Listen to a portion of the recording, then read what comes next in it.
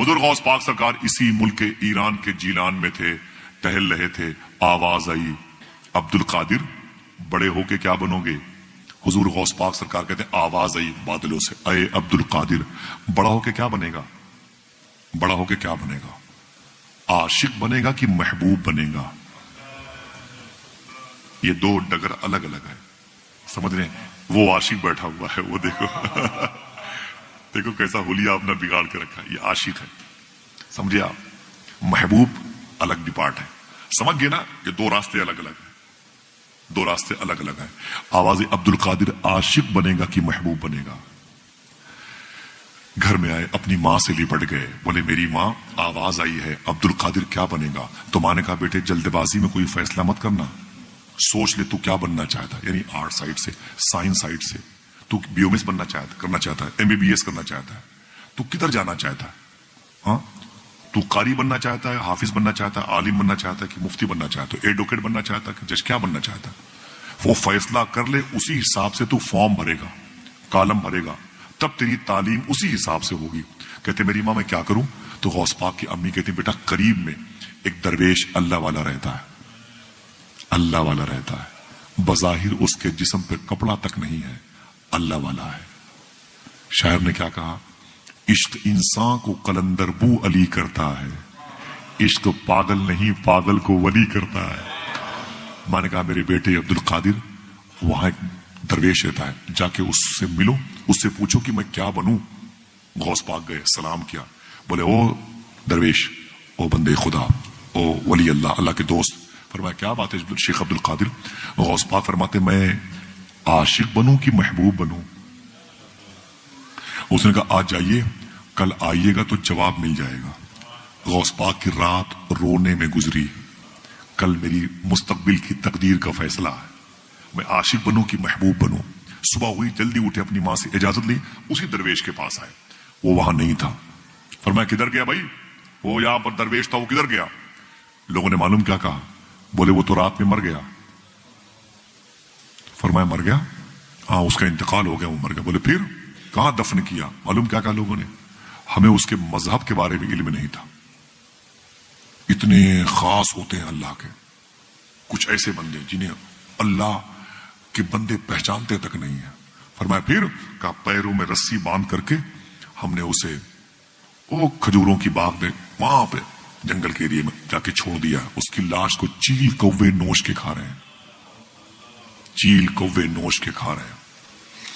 ایک کتاب میں جملہ لکھا ہوا، کتاب میرے گھر پہ، اس میں یہ بھی لکھا ہوا ہے کہ اس کی لاش کو کتے بھی نوش کے کھا رہے تھے۔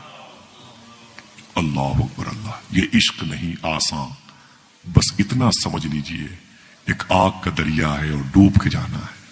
عشق کسے کہتے ہیں؟ پوچھو امام حسین سے۔ عشق کسے کہتے ہیں؟ پوچھو بلال حبشی سے۔ عشق کسے کہتے ہیں؟ پوچھو سلمان فارسی سے۔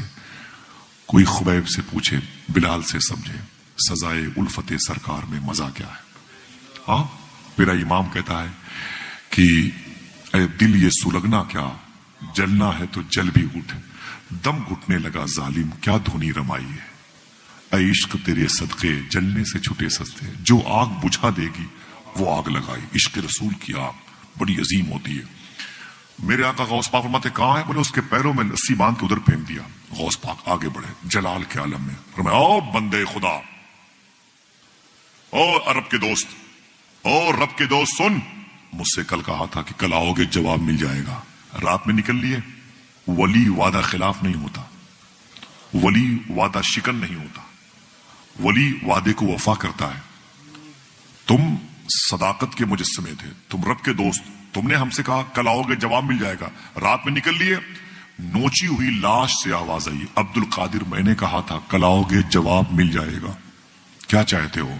حضور غوث پاک نے فرمایا میں عاشق بنوں کی محبوب۔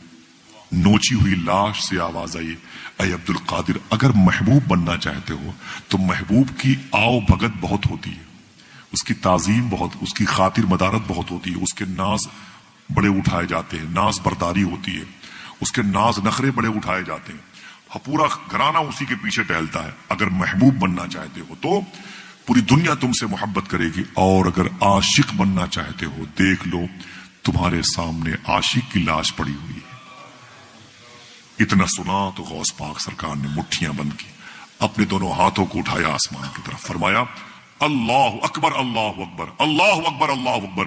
سن او مرد خدا، اگر عاشق بننے میں اتنی ہی دشواریوں کا سامنا کرنا پڑتا ہے تو عبد القادر عاشق بن کے دکھائے گا، عبد القادر عاشق بن کے دکھائے گا۔ جیلان کی زمین سے رخصتی کا وقت ہے، 18 سال عمر ہے غوث پاک کے۔ کتنے؟ اپنی ماں کے گھر کے آنگن کے 60 سال کی عمر میں پیدا ہونے والے سب سے مبارک بہار کا نام عبد القادر، 18 سال کی عمر ہے غوث پاک کی۔ اپنی ماں کے پاس آئے، بولے امی، کہا کیا بات ہے؟ کہا میری ماں، کہا کیا بات ہے؟ کہا میں بغداد شریف جانا چاہتا ہوں۔ کہا کیوں؟ کہا کہ میں وہاں ایک مدرسے میں تعلیم حاصل کرنا چاہتا ہوں۔ ماں نے بیٹے کو سینے سے لگا لیا، رو کے بولی میرے بیٹے عبد القادر جا، تو میری خدمت کے لیے نہیں پیدا ہوا، تو اپنے نانا کے دین کی خدمت کے لیے پیدا ہوا، تو میرا پہلا اکلوتا بیٹا ہے، جا میرے بیٹے سچ بولنا۔ غوث پاک کی امی نے کہا تھا سچ بولنا، جا میرے بیٹے جا۔ پھر رو کے بولی اے میرے بیٹے، تیری اور میری بجسم آخری ملاقات ہے، کون ماں چھوڑے گی اپنے جوان بیٹے کو؟ 18 سال کی عمر کی، ایک گاڑی کمائی تھی مخدومہ فاطمہ ام الخیر کی، لیکن حضور کے دین کی محبت نے چھوڑ دیا۔ کہتی جا میرے بیٹے جا، تیری اور میری آخری ملاقات ہے، اس کے بعد بجسم ملاقات نہیں ہوگی میرے بیٹے، لیکن ایک بات سن۔ کہا کیا؟ کہتی ہیں کہ آپ کے ابو شیخ موسیٰ جنگی دوست نے ایک تحفہ تمہارے نام کا، امانت تمہارے نام کی میرے حصے میں رکھی ہے۔ کہا وہ کیا ہے؟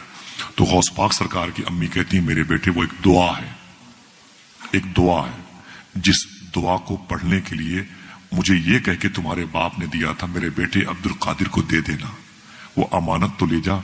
غوث پاک نے اس امانت کو، اس دعا کو لیا، یاد کر لیا۔ 90 سال کی عمر ہوئی غوث پاک کی تو اپنے بیٹے سے کہنے لگے اے میرے بیٹے، بغداد شریف میں بڑھاپے کی وجہ سے میں نے سارے وظیفے پڑھنا بند کر دیے، لیکن وہ وظیفہ میں نے کبھی بند نہیں کیا جو مجھے میری ماں نے بتائے تھے۔ پھر ایک جملہ خوشخبری کے طور پر فرماتے ہیں حضور غوث پاک سرکار فرماتے ہیں سنو میرے بیٹو، میرا ولایت کی دنیا میں جو پرموشن ہوا ہے اسی وظیفے کی بنیاد پر ہوا ہے۔ یہ وظیفہ مجھے شبیر بھائی عرفان بھائی جس نے مجھے دیا تھا، 25,000 لوگوں نے اس کے ہاتھ پر اسلام قبول کیا ہے۔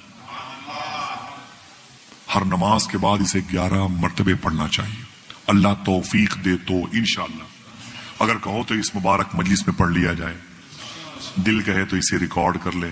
بہت ہی چھوٹا سا ہے، بہت عظیم وظیفہ، وظیفہ غوث اعظم کہلاتا ہے، سمجھ رہے ہیں؟ اس کو یاد رکھیے گا، بہت بہت نارمل ہے، اس کے اثرات جلدی مرتب ہوتے ہیں دلوں میں۔ پڑھیں بلند آواز سے بسم اللہ الرحمن الرحیم، سب لوگ پڑھیں بسم اللہ الرحمن الرحیم۔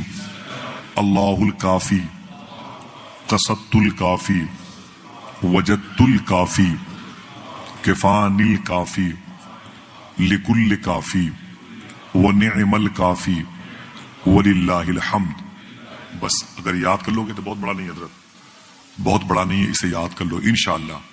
کچھ ایسے بھی لوگ ہیں جنہیں میں نے بتایا نا، ان لوگوں نے پڑھا تو ان کو خوابوں میں غوث پاک کی زیارت ہوئی ہے۔ بہت مبارک عمل ہے یہ، پڑھا کریں انشاءاللہ، دل سے بولیں انشاءاللہ، یاد کر لیجئے گا انشاءاللہ۔ حضور غوث پاک سرکار نے اپنی ماں کا بتایا وظیفہ، اپنی ماں کے قدم کو چوما، نکل گئے، ماں گھر میں رہ گئی، بیٹا بغداد آ گیا۔ کیا کہا تھا شاعر نے؟ وہ پہلا والا شعر، رونے میں یہ خطرہ ہے تالاب ندی ہو جاتے ہیں، ہنسنا بھی آسان نہیں ہے لب زخمی ہو جاتے ہیں۔ اسٹیشن سے واپس آ کر بوڑھی ماں یہ سوچ رہی ہے، پتے دیہاتی رہتے ہیں پھل شہری ہو جاتے ہیں۔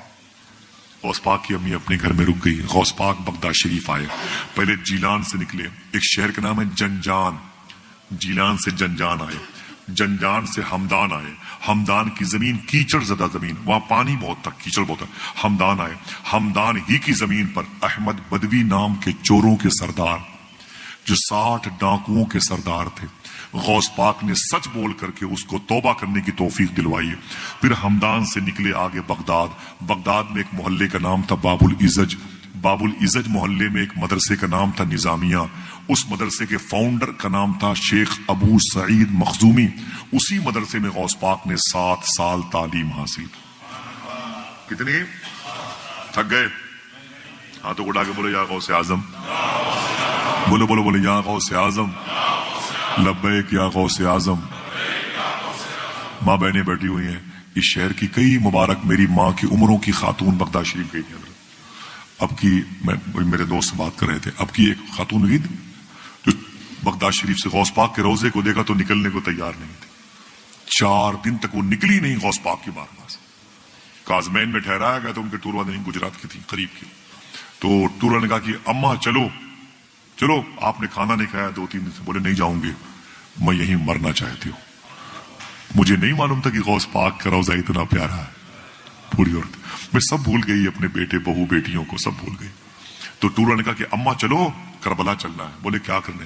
بولے وہاں کیا؟ بولے حسین کا دربار۔ بولے حسین کو میں نے غوث پاک کے روضے پہ دیکھ لیا ہے، علی کو بھی دیکھ لیا ہے، سارے بغداد کے بزرگ، میں کہیں نہیں جاؤں گی، میں نے سب کو یہیں دیکھ لیا ہے۔ اللہ اکبر، ایسے عاشق ہوتے حضور غوث پاک کی بارگاہ۔ سمجھے آپ؟ دعا کرو اللہ سب کو حاضری کی توفیق عطا فرمائے، آمین آمین آمین۔ میرے آقا حضور غوث پاک نے 7 سال تعلیم حاصل کی، 18 سال کی عمر میں آئے تھے۔ 18 7 25 کتنی؟ بولو، تھک گئے؟ بولو بولو، 25 سال عمر ہوئی غوث پاک کی۔ کیا بچپن میں وعدہ کیا تھا اپنے ہاتھوں کو اٹھا کے؟